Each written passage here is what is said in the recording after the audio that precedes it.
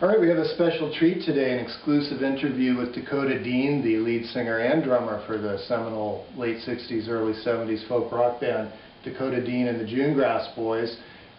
Dean, thanks for joining us today. Yeah, thanks for having me.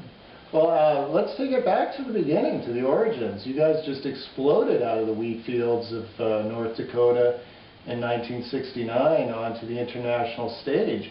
What was that transition like for you? Well, it was a long time coming. As teenagers, we had the dance hall in the neighboring town called the Rainbow Gardens Ballroom. Mm-hmm. And we got bands out of Kansas City. We had the Fabulous Flippers and the Red Dogs. Those are the two big names. A lot of horn sections. They came up and they rocked North Dakota hard. Wow. Yeah. Now, in the age of Aquarius, had that counterculture element extended into the breadbasket, if you will, into the heartland?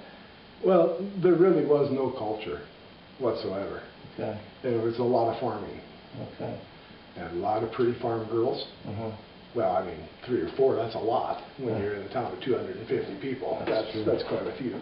So it couldn't be counter if there was no culture there to begin with. You couldn't counter There really wasn't any. And the only tie-dye that was available was when a woman screwed up her husband's laundry, basically. Okay. That was the tie-dye. Yeah.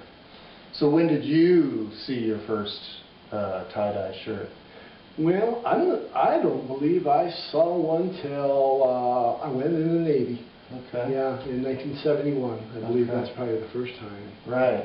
Well, we're skipping ahead a little bit because, you know, your breakthrough album, of course, was in '69, your first album, Wheat, Wheat, and More Wheat. Mm-hmm. But then, very much like Elvis, you were called up and you had to go. You had to serve your country. Yeah.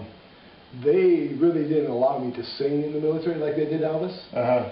I was singing the blues, basically, when I was in the military, when I went. You know, I had to put my career on hold, pretty much, and fortunately, I ended up studying weather in the Navy, and, you know, that replaced my love of music for 6 months, probably, during my training.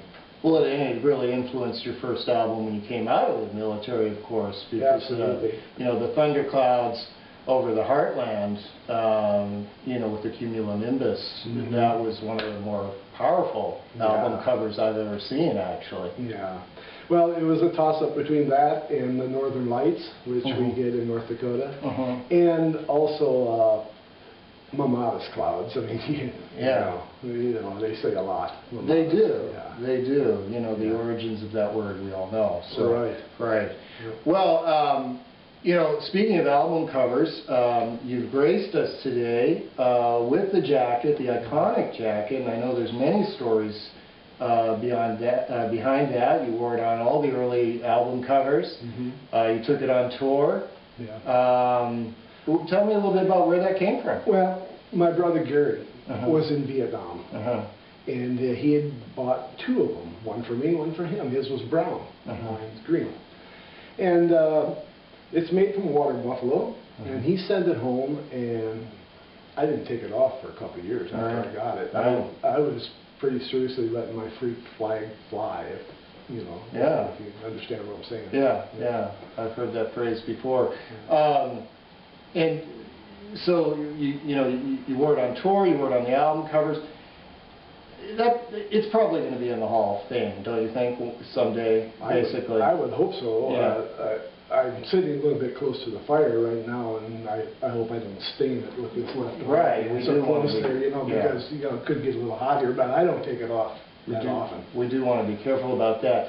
Well, if it didn't, what do you think, what kind of a price would that command on eBay, for example, if that were to go up for sale? Well, I'm sure the bidding would start at least in the teens, like $13, $14, and go up from there. I was thinking, you know, incalculable, really, the value. Well, probably, if a true music lover would actually stumble across it on eBay, the sky's the limit.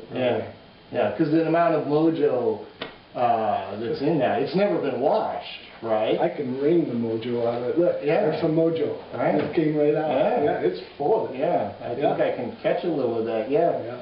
So no dry cleaning, no Febreze, nothing on that, I right? don't trust any dry cleaner. You know, one time I gave one of my special shirts I had made for Dean, the June Grass Boys. We had outfits. We all looked the same, you know. I mean, that's the way bands used to do it back in the 60s. They all dressed alike, turtlenecks, same blazers, and, you know, whatever. But I gave one of our other outfits to a dry cleaner, and I'll be damned if I didn't see him at the movies the next day wearing my shirt, and I don't trust him at all. Yeah, that was actually, I think, on a Seinfeld episode, now that I think of it. I think it was, I think it was. They probably stole that idea from you. Either that or I got confused, and maybe I just thought that happened. Could've, yeah, that's probably what it was. Yeah. One or the other. Well, you know, you mentioned being close to the fire here. It reminds me of another story I wanted to ask about those days. You know, some of your contemporary bands, and I'm thinking particularly of Spinal Tap, you know, the British band, they started out with the psychedelic folk rock of Give Me Some Money, and moved into being more of a, you know, a pioneering heavy metal band, really, with Stonehenge and Big Bottom and those classics like that. They had a problem with their drummers, a succession of drummers, spontaneously combusting. Yeah. As drummer for the June Grass Boys, how did you avoid that kind of fate? Well, for one thing, I never try to drum that fast. A lot of them just go until they blow, you know. And I like to try to stay in the pocket and keep the groove going a little bit, and not really get to ignition point. Right. Yeah.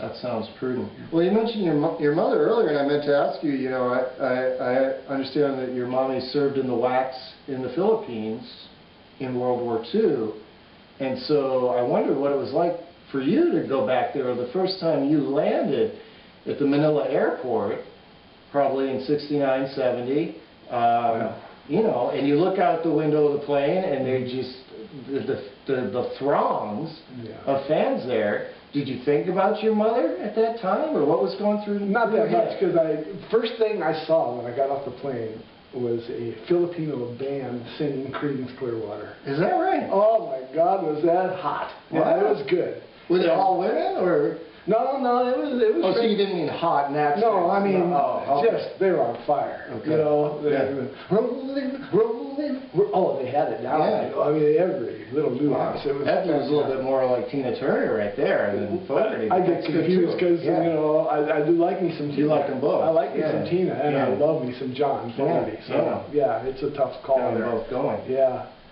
So that was Manila. Yeah, I don't remember a lot more about it. I was so taken by the Creedence music that they all just loved, you know, and so I don't know. That's just the way it was. I don't have many other memories. My memory's not all that good. Yeah, well, I understand. Yeah. Now with the current tour, you know, I heard about the bracelets. You know, they had these bracelets that, of course, people wear with the WWJD. What would Jesus do? And so now, in anticipation of your tour, they've got the WWDD. Yeah. What would Dakota Dean, I guess there should be another D in there. Yeah. Dakota Dean do. Yeah. I guess, I don't know, maybe they should put another D in there, but whose idea was that? Well, it was my idea. Yeah. And the thing that's going to be different about our bracelets, they're made out of wheat.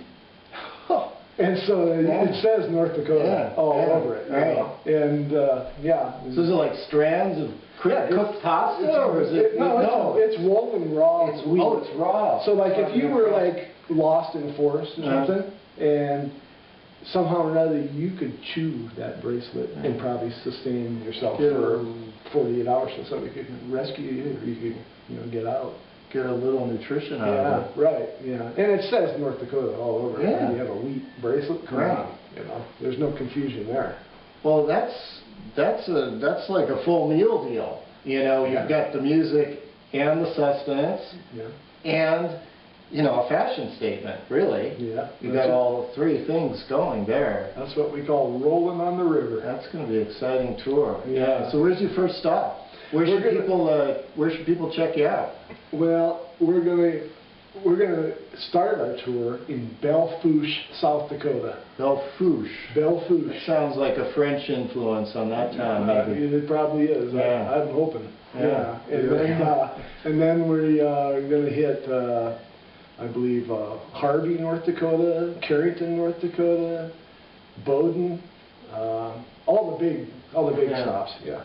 Well, on the North Dakota towns, I understand you met Hendrix once backstage, and correct me if I'm wrong, but there's sort of a legendary story, and I just wanted to see if it's really true. But a lot of people don't realize that his first tour of the U.S., he was actually opening for the Monkees.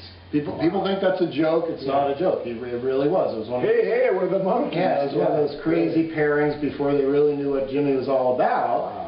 But he was playing, or they, with the Monkees, and they were playing the John Deere Dome there in Fargo, and you were backstage. What was that like? Well, it was winter in North Dakota, so it was really cold outside, And the funny thing about it is, he had on the same exact jacket that I have.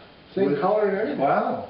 Yeah, and, the jacket, it isn't like a winter jacket where you can bundle up very good. So it's really like, it's more about fashion than... And the fringe blows with that winter wind across the plains. Yeah. And when we met him, he came in the dance hall and he said, "Let me stand next to that fire." And I go, "Jimmy, you never quit, do you?" Yeah. It was just ironic. That's the first thing he said to me. Huh. Yeah. Well, I really appreciate you stopping by. It's been great to meet you, and I don't know if you'd be willing to grace us with a song while you're here. Well, I think that'd be great. Okay. Yeah. All right. Well, let's do that. Okay.